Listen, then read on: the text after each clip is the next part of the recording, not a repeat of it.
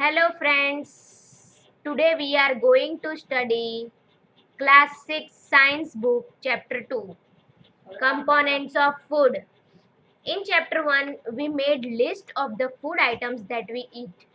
We also identify food items eaten in different parts of India and mark this on its map. A meal could consist of chapati, dal and brinjal curry. Another may be rice, sambar, and a vegetable preparation of ladyfinger. Yet another meal could be appam, fish curry, and vegetable. So now we are going to do activity 1. Our meal usually have at least one items made of some kind of grain. Other items could be a dal or a dish of meat and vegetable. It may also include items like curd, buttermilk, and pickles. Some example of meals from different region are given in table 2.1. So here some examples are given in table 2.1. Some common meals of different region or state. So here regions and states are given. Here items of grains are given. Items of dal given. Vegetables others. So here, in which state, which type of items are commonly eaten by people, and that item of meal, item of meat given here, vegetables, which vegetables has been eaten by them. Other is curd and ghee. So this types of varieties they eat in their food. So now sometimes we may not really have all this variety in our meal. If we are traveling, we may eat whatever is available on the way. It may not be possible for some of us to eat such a variety of items most of the time. There must be some reason though why meals usually consist of such a distribution. Do you think that our body needs different kinds of food for some special purpose? 2.1. What do different food items contain? So what do different food items contain? Now we will study that. We know that each dish is usually made up of one or more ingredients which we get from plant or animals. These ingredients contain some component that are needed by our body. These components are called nutrients. The major nutrients in our food are named carbohydrate, protein, fat, vitamins, and minerals. So, these major nutrients in our food, carbohydrate, protein, fat, these types of nutrients are already present in our food. In addition, food contain dietary fiber and water, which are also needed by our body. So our body needs lots of water. So this some amount of water and dietary fiber is also available in food that we eat. Do all food contains all these nutrients? With some simple method, we can test whether cooked food or raw ingredients contains one or more of the nutrients. The test for presence of carbohydrate, protein and fat are simpler to do as compared to the test for other nutrients. Let us do this test and record all our observation in table 2.2. For carrying out this test, you will need a solution of iodine, copper sulfate and caustic soda. You will also need a few test tubes and a dropper.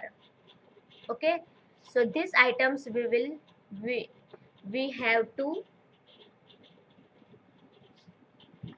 take for the test of iodine, copper sulfate. You will need solution for this test. iodine, copper sulfate, and caustic soda. You will also need a few test tubes and a dropper. Try this test on cooked food items as well as raw materials. Table 2.2 show you a way to record the observation from this test. Some food items are given in this table. You can conduct the test either with this or any other available food items. Do this test carefully and do not try to eat or test any chemicals. If the required solution are not available in ready-made form, your teacher can prepare them as follow. Let us begin by testing different food items to see if they contain carbohydrate. There are many types of carbohydrate. The main carbohydrate found in our food are in the form of starch and sugar. We can easily test if a food items contain starch. Activity 2. Test for starch.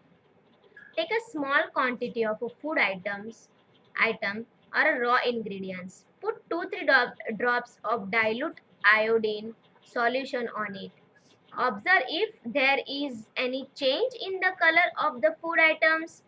Did it turn blue or black? This is testing for starch. Okay. A blue or a black color indicates that it contains starch. Repeat this test with other food items to find out which of these contains starch. Enter all your observation in table 2.2. Test for protein. So this is our table 2.2. Nutrients present in some food items. Test for protein. Take a small quantity of food items for testing. If the food you want to test is a solid, you first need to make a paste of it or powder it, grind or mash a small quantity of a food item. Put some of this in a clean test tube, add 10 drops of water to it and shake the test tube. Now, using a dropper, add 2 drops of solution of copper sulfate and 10 drops of solution of caustic soda to the test tube. Shake well and let the test tube stand for a few minutes. What do you see? Did the content of the test tube turn violet? A violet color indicates presence of protein in the food item. Now you can repeat this test on other food item. So friends, you have here learned that test of protein and starch. You can do test of protein and starch easily. If a food items contain starch, it will turn blue or a black. If a food items contain protein, it will turn violet.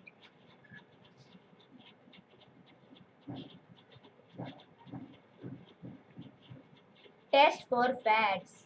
Take a small quantity of a food item, wrap it in a piece of paper and crush it. Take care that the paper does not tear. Now, straighten the paper and observe it carefully. Does it have an oily patch? Hold the paper against light. Are you able to see the light faintly through this patch? An oily patch on paper show that the food items contain fat. The food items may sometimes contain a little water. Therefore, after you have rubbed an item on paper, let the paper dry for a while. If there were any water that may have come from food, it would dry up after some time. If no oily patch show up after this, the food items does not contain any fat. What do these tests show? Are fat, protein, and starch present in all the food items that you tested? Does a food items contain more than one nutrient? Do you find any food item that does not contain any of these nutrients? We tested food items for three nutrients: carbohydrate, protein, and fat. There are also other nutrients like vitamins and minerals. that are present in different food items. We all why do we need all these nutrients? What do various nutrients do for our bodies? Now we will study what do nutrients do for our body. Carbohydrate mainly provide energy to our body. Fat also gives us energy. In fact, fat gives much more energy as compared to the some amount of carbohydrate. Food containing fat and carbohydrate are also called energy giving food. So this is main. Protein are needed for the growth and repair of our body. So here some sources of carbohydrate. So sweet potato, sugar cane, papaya, melon, mango, maize, bajra, rice, wheat. These are the sources of carbohydrate. Some sources of fat, plant sources and animal sources. Sources of fat, groundnut, meat. These are the sources of fat. And these are the sources of protein. Moong dal, gram, beans, soya bean, peas, meat, fish, paneer, eggs. Okay. Food containing protein are often called bodybuilding food. Vitamin help in protecting our body against diseases. Vitamin also help in keeping our eyes, bones, teeth and germs healthy. Vitamins are of different kind known by different names. Some of these are vitamin A, vitamin C, vitamin D, vitamin E and K. There is also a group of vitamin and vitamin B complex. Our body needs all types of vitamin in small quantities. Vitamin A keeps our skin and eyes healthy. Vitamin C help body to fight against many diseases. Vitamin D help our body to use calcium for bones and teeth. Food that are rich in different vitamin are shown in figure 2.6 to figure 2.9. Minerals are needed by our body in small amount. Each one is essential. So here given some sources of vitamin A, vitamin B,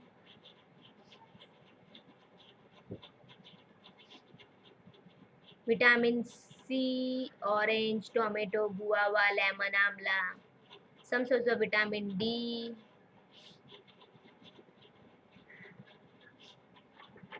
Our body also prepares vitamin D in the presence of sunlight.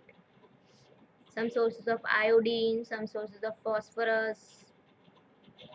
For proper growth of body and to maintain growth health, some sources of different minerals are shown in figure 2.10. Most food items usually have more than one nutrient. You may have noticed this while recording your observation in table 2.2. However, in a given raw material, one particular nutrient may be present in much larger quantity than in other. For example, rice has more carbohydrate than other nutrients. Thus, we say that rice is a carbohydrate rich sources of food. Besides these nutrients, our body needs dietary fiber and water. Dietary fiber are also known as roughage. Roughage is mainly provided by plants product in our body, in our food. Whole grains and pulses, potato, fresh fruit and vegetables are main source of roughage. Roughage does not provide any nutrient to our body, but it is an essential component of our food and add to it bulk. This help our body to get rid of undigested food. Here, some sources of iodine, some sources of phosphorus, some sources of iron, calcium are given. These are sources of minerals. Water helps our body to absorb nutrients from food. It also helps in throwing out some waste from body has urine and sweat. Normally we get most of the water that our body need from the liquid we drink such as water, milk and tea. In addition, we add water to most cooked food. Let's see if there is any other sources which provide water in our body. Activity 3. Take a tomato or a fruit like a lemon. Cut it into small pieces. Do your hands get wet while doing it? Doing so, carefully observe whenever vegetables and fruits are being cut, peeled, grated, or mashed at your home. Do you find any fresh vegetables or fruits that do not contain some amount of water? We see that many food materials themselves contain water to some extent. Our body needs are met by this water. Apart from this, we also add water while cooking many food items. Now, balanced diet. What is balanced diet? The food we normally eat in a day is our diet for growth and maintenance of good health. Our diet should have all the nutrients that our body needs in right quantity. Not too much of one and not too little of the other. The diet should also contain a good amount of roughage and water. Such a diet is called a balanced diet. Do you think that people of all age need the same type of diet? Do you also think that what we need for a balanced diet would depend on the amount of physical work that we do? Prepare a chart of whatever you eat over a period of a week. Check whether all the nutrients mentioned are present in one or the other food items being eaten within a day or so. Pulses, groundnut, soybean, sprouted seeds, move, and Bengal grams. Fermented food, South Indian food such as idli, a combination of flours, misi roti, thepla made from cereals and pulses, banana, spinach, sattu, jaggery, available vegetables and other such food provide many nutrients. Therefore, one can eat a balanced diet without expensive food materials. Eating the right kind of food is not enough. It should also be cooked properly so that its nutrients are not lost. Are you aware that some nutrients get lost in the process of cooking and preparation? If the vegetables and fruits are washed after cutting or peeling them,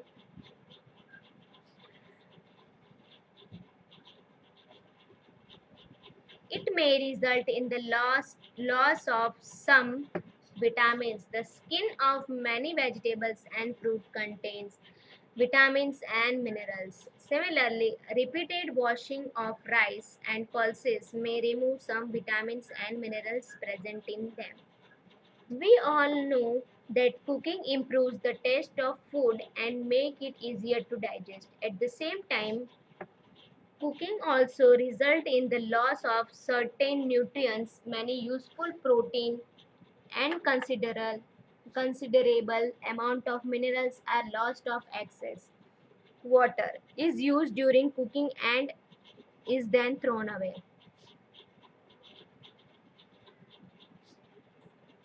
Vitamin C get easily destroyed by heat during cooking. Would it not be sensible to include some fruit and raw vegetables in our diet? Yes. Bojo thought that fat would be the best food to eat all the time. A calorie of fat will give much more energy than a calorie of carbohydrate rich food, isn't it? So he ate nothing but food rich in fat. Fried food like samosa and puri, malai, rabdi, and peda. Do you think he was right? No, of course not. It can be very harmful for us to eat too much of fat rich food, and we may end up suffering from a condition called obesity.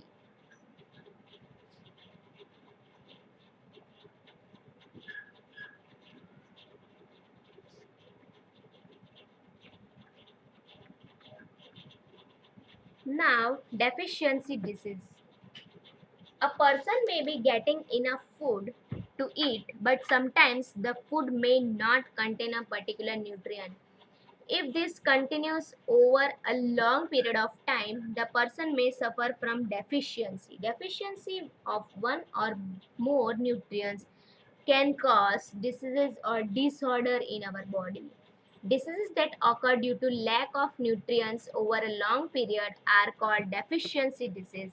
If a person does not get enough protein in his or her food for a long time, he or she is likely to have stunned growth, swelling of face, discoloration of hair, skin disease, and diarrhea. If the diet is deficient in both carbohydrate and protein for a long period of time, the growth may stop completely.